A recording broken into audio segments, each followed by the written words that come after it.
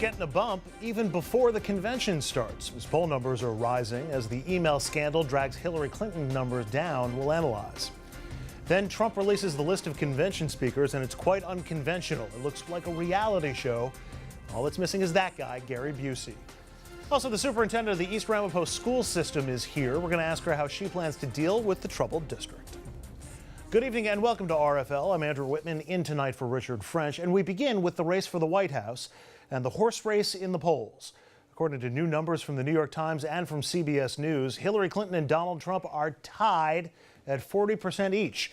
Clinton's 6-point lead from last month has evaporated, but perhaps most notable is the number 20. That's the number missing from your graphic. That's the percentage that are picking neither candidate, a pretty high number at this point in the race. But it's not as high as 56 or 48. Those are the percentages of people who say they're afraid of Trump or Clinton winning the White House. 81% say they're afraid of either one winning, and that's quite a fear factor.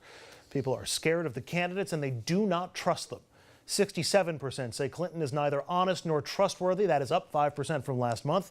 62% don't trust the Donald, and that has stayed pretty consistent. People don't trust them and they don't like them. Take a look at these numbers. 63% have a negative opinion of Donald Trump. 57% feel the same way about Clinton. A lot of numbers, a lot to unpack, but they all pretty much say the same thing. People you would think might want to vote none of the above. Let's analyze now with our panel. We're joined by conservative strategist Bill O'Reilly. Richard Brodsky is here. He's a former Democratic New York State Assemblyman, now a senior fellow at Demos and a professor at NYU. Welcome. Smile. You Welcome. were wrong.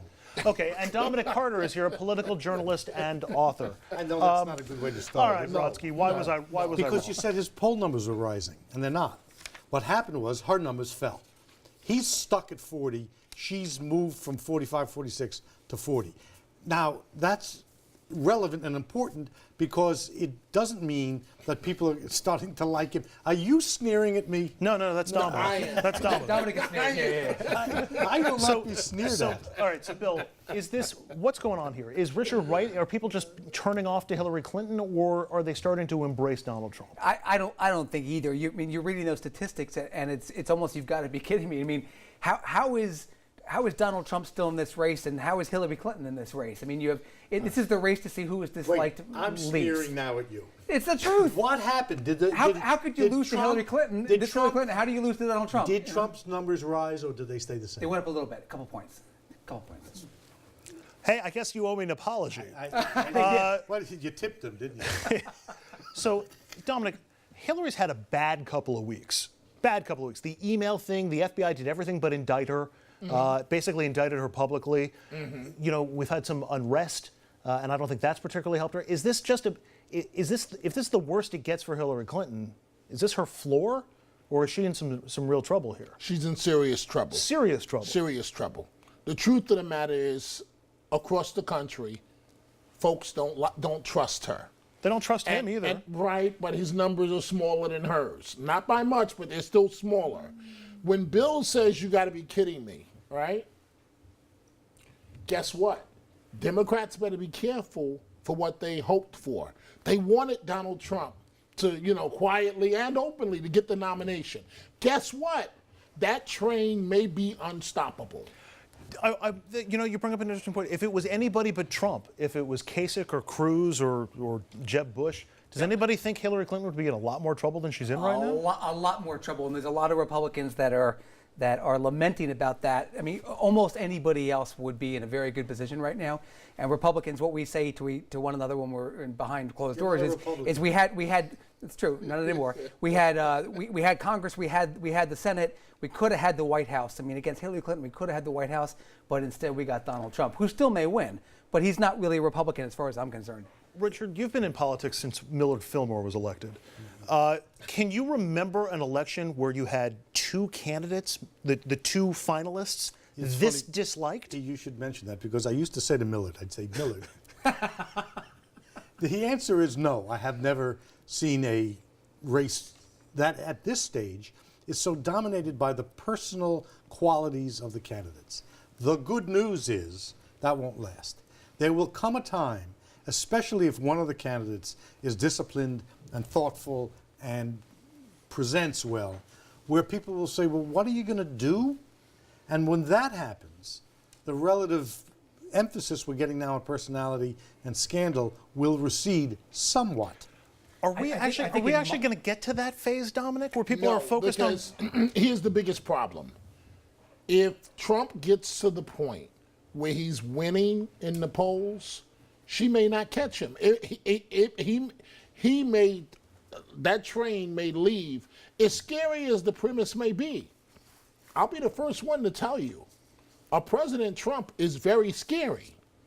Don't sleep. I've been telling you guys for months. It's over. Don't. No, it's not over. And don't sleep on it. Here's how not over it is. Let's go to the Quinnipiac poll of some swing states. Came out a couple of days ago. In Florida, Donald Trump actually leads Hillary Clinton 42 to 39%. In Ohio, they're tied at 42, and in Pennsylvania, Trump leads 43 to 41. Just imagine those numbers up on the screen right now. There you go. But this is a path to victory for Donald Trump if he can win these it states. is, but you have to factor in two other things. You have to factor in Gary Johnson and Bill Weld, the Libertarian ticket, and also Jill Stein, the Green Party ticket.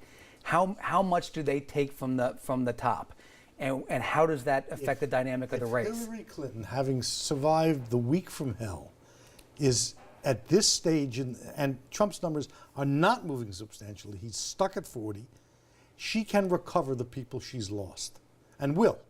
And if you look at the trend in the national polls in the last half a dozen presidential elections, they tend to return to where they started out. Yeah. That's what will happen here. What you're seeing here is a serious but temporary blip. What I find just amazing and strange, and I wonder if you guys agree, is that I've never seen a race where from week to week you say it's over, Hillary's got it, or Trump is going to beat her, and it goes back and forth. Where who says Trump is going to beat her? I mean, I could see it this week. Last week it seemed preposterous. The week before it seemed like Trump could do it. Like, it's just such a volatile election and electorate.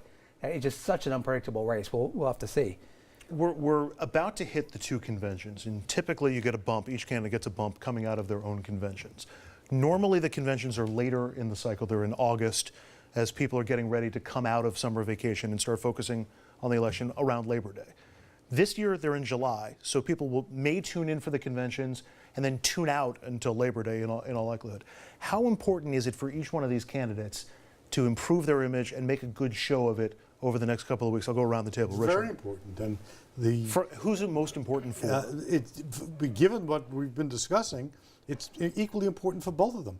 Trump has to prove he's not crazy. I think that's going to be hard.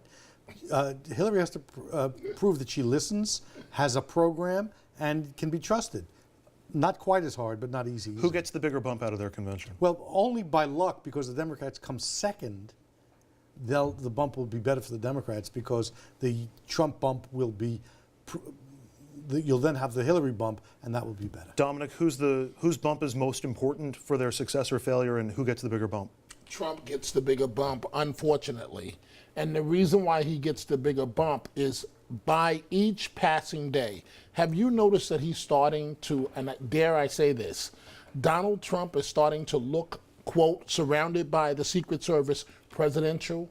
With each passing day, he has said things that are extremely racist. He has offended many constituencies, but apparently that's coming after the first black president. And yes, I said it.